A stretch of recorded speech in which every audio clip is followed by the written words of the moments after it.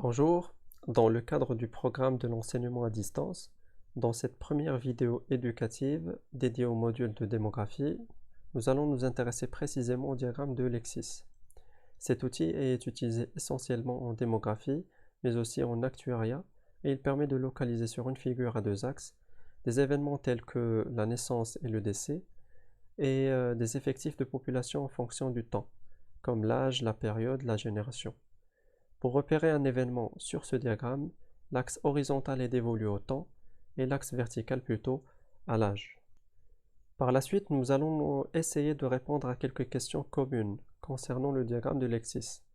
Dans un premier temps, on doit indiquer si les diagrammes suivants sont corrects ou non. Pour le premier exemple, on remarque que la première période est de 5 années, tandis que la deuxième est une période de 10 ans. Donc le diagramme est faux. Pour le deuxième exemple, on remarque que chaque graduation de l'axe des âges vaut 10 années, cependant la graduation de l'axe des périodes vaut juste 5 années.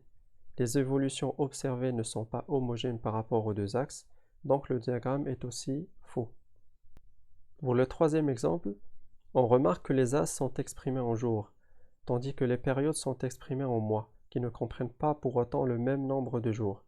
Comme exemple, janvier comprend 31 jours, et février ne comprend que 28 ou 29 jours. Donc le diagramme est encore faux.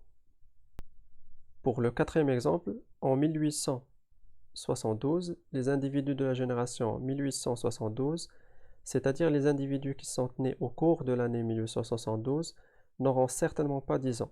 Ce sont plutôt les individus de la génération 1862 qui auront 10 ans en 1872.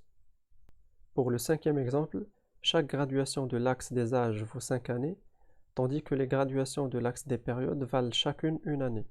Pour corriger le diagramme, il faut modifier les unités de l'axe des âges en mettant 0, 1, 2 et 3.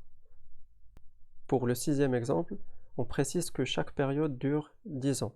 Le couloir de la génération correspond à la période entre le 1er janvier 1925 et le 1er janvier 1935. Dans cette période précise, les individus qui avaient 20 ans sont ceux de la génération 1905-1914, qui est une période de 10 années. Pour le septième et dernier exemple, on remarque que chaque graduation de l'axe des âges vaut 5 années. De même pour les périodes, sauf que l'échelle utilisée pour l'axe des périodes est imprécise. C'est la raison pour laquelle on doit modifier les périodes comme suit. Au lieu d'afficher 1940, 1945 et 1950, on utilise plutôt les écritures 1940-44, 1945-49 et 1950-54. Dans la deuxième question, nous allons essayer de compléter les diagrammes de Lexis proposés en précisant les générations si cela est bien nécessaire.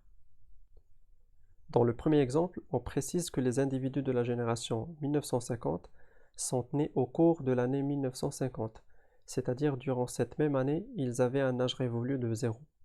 On remarque que les périodes évoluent par des unités d'une année, donc on complète l'axe des âges par 1, 2 et 3.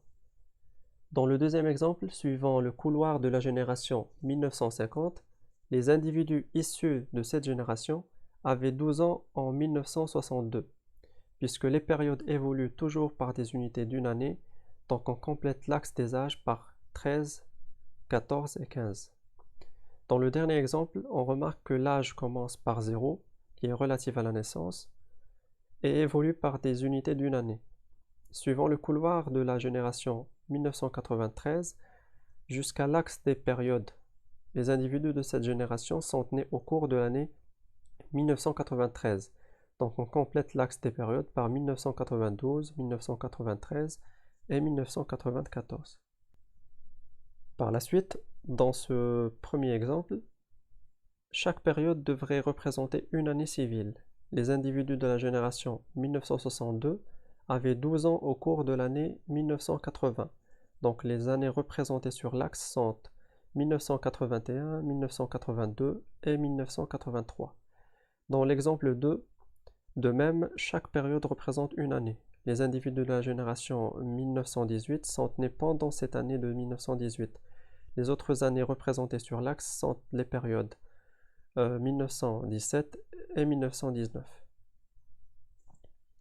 Dans le dernier exemple, suivant le couloir de la génération G, on atteint l'année 1969 et on se demande alors quelle serait la génération associée aux individus qui ont eu 50 ans au cours de l'année 1969.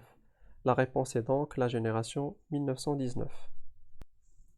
Par la suite, dans le premier exemple, les individus de la génération 1942-1946, qui a une durée de 5 ans, avaient 40 ans pendant la période 1982-1986.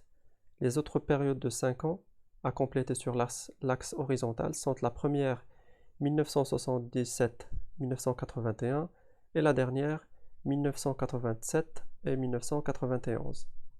Dans le deuxième exemple, on se demande quel serait l'âge des individus de la génération 1890-1899 qui sont nés entre le 1er janvier 1890 et le 1er janvier 1900 pendant la période 1910 et 1919.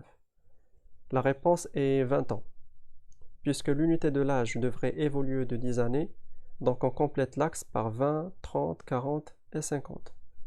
Dans le dernier exemple, suivant le couloir de la génération G1 qui coïncide avec la période 1965-1967, entre le 1er janvier 1965 et le 1er janvier 1868, donc une période de 3 années, les individus qui avaient 6 ans au cours de la période 1965-1967 sont de la génération 1959-1961. Cependant, ceux qui avaient 6 ans entre le 1er janvier 1974 et le 1er janvier 1977 sont de la génération 1968-1970. Ensuite, dans le premier exemple, les âges évoluent de 5 années. On complète l'axe vertical par 0, 5, 10 et 15 et l'axe des périodes par le 1er janvier 1965, le 1er janvier 1970 et le 1er janvier 1975. Suivant le couloir de la génération G, les individus nés entre le 1er janvier 1960 et le 1er janvier 1965 sont de la génération 1960-1964. Dans le deuxième exemple, on observe que chaque période est d'une durée de 5 ans. On complète donc les autres périodes 1913-1917, 1918-1922. L'axe vertical affichera les âges 20, 25, 30 et 35. Donc la génération correspondra à 1918-1922. Finalement, dans le dernier exemple, la génération 1951-1961 s'étale sur 11 années et non pas sur 10 années. On complète donc l'axe vertical par les âges 7, 18, 29 et 40. Les périodes quant à elles sont 1969-1979, 1980-1990 et 1991-2001. Enfin, je vous souhaite une très bonne chance et à une prochaine vidéo éducative.